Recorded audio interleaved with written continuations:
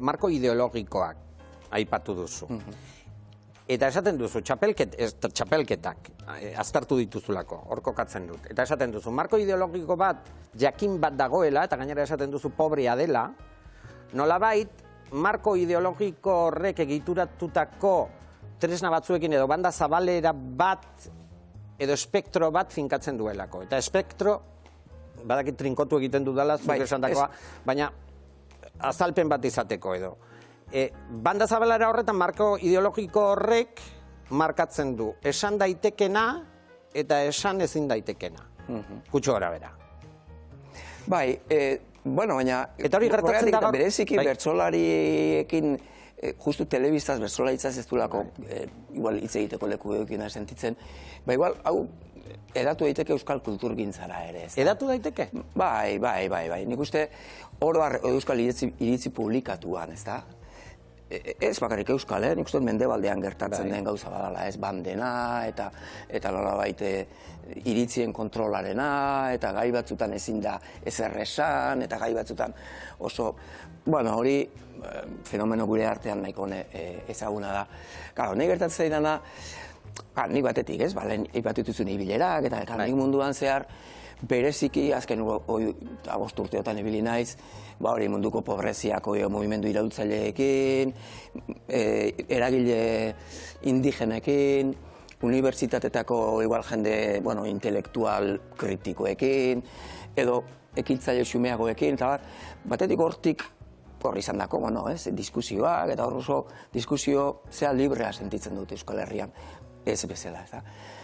Eta bestetik, Euskal Herrian ez duzu eztabaidatzeko askatasunik sentitzen zentzu horretan, marko horretan? Bai, ez da nik sentitzen duela behizik, ez duela ikusten edo, ez? Ez dago? Eztabaida librerik?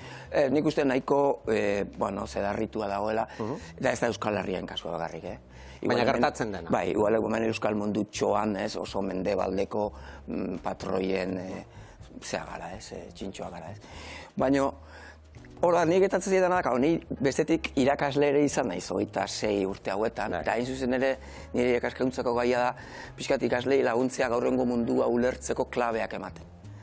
Eta orduan, 26 urteetan joan naiz materiala pilatzen, hasieran batez ere munduaren ikuspuntu kritikoa pilatzen, baina demorarekin munduaren ikuspuntu kritikoari buruzko ikuspuntu kritikoa ere bai, hau da, ez bakarrik, hau da munduaren ikuspuntu kritikoa baizik eta ikas dezagun kritikoki pentsatzen, ez? Eta hori hortara pixkat ez dezagun entrenatuta nagoela, ez tegit formazio, deformazio profesionala. Aztertzen ditugu ekonomia, ingurugiroa, geopolitika, hizkuntzekin gertatzen nahi dena, aldaketa soziokulturekin gertatzen nahi dena. Gizartearen atal ezberdinetan. Bai, teknologia. Eta bertsolaritzan aipatzen duzu hor gertatzen dela. Txapelketetan behintzat hori aipatzen duzu. Hau da, banda zabalera horretan, edo horrek mugatzen duela. Kanta daitekena, kanta ezin daitekena. Bertsolaritzarek ere gehiagik itzuli gabe euskal kulturara itzultzen bagara, ez da? Ikasleekin egiten saiatzen naizena edo garena, zegoen ez nahi ez nago bakarrik, da, esatea, hartu erremintak, tresnak zuen kabuz pentsatzeko. Ze uste dugu gure kabuz pentsatzen duela, baina, pentsatu egiten gaituzte. Zer pentsatu behar dugun, gaur egun telebistak, euskal telebista barne, esan egiten du, ez da? Hola pentsatu behar da, hau da...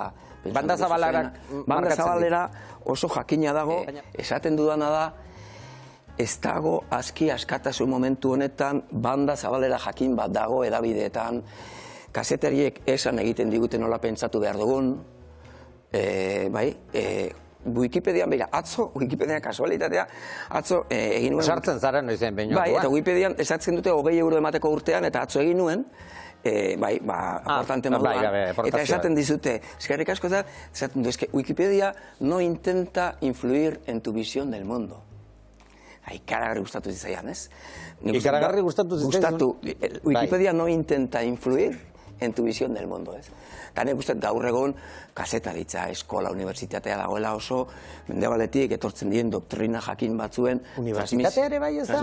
Ez da behidarako, unibertsitatea, arlo akademikoa ez da zuk falta nabaritzen duzun eztabaida hori eztabaida on bat, aske bat egiteko une eremua? Ez da pentsatu ere, ez. Ez, bueno, baina atzo Ez dago orduan eremurik. Ez, atzo bertan deitu zian emakume zea batek, bueno, aktivista eta oso, bueno, herrigintzako emakume batek, eta zantzia, jo, ados nauzuekin zeitzen, nik ere eskolan ere, ezin ditut atera gai batzuk. Zeintzuk? Bere aurraren eskolan, ez zion esan zeintzuk, baina irudikatzen dut zen. Eta zeintzuk izan daitezke? Irudikatzen ditut, hauen inguruko, eztabaida kulturalak, azkenen, estatu batuetan eta eztabaida kulturalak deitzen diren naren ingurukoak, ez? Eta, bueno, eta horiek eta beste asko gertatzen dena, ez hori bizik, eta teknologia, ze gertatzen zaigu? Oro, Raberkadio. Nik uste, bai, nolabait ezkerreko edo progresiaren inguruko eta eskuineko ideologiak oso motz gelditu zaizkigula. Zertan? Datozkigun galderei erantzuteko. Zeintzuk dira galderak? Zeintzuk dira galderak? Bueno, bioteknologia eta infoteknologiak momentu enten ekarri digutenak gainditu egingo gaitu.